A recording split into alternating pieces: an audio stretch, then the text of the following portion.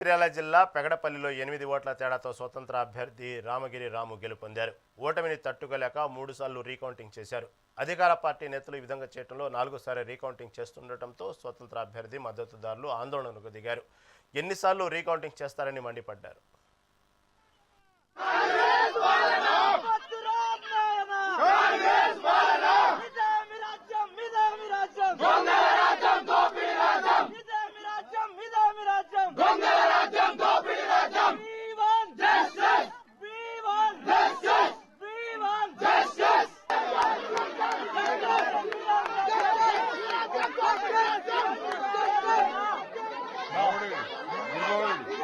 Good morning.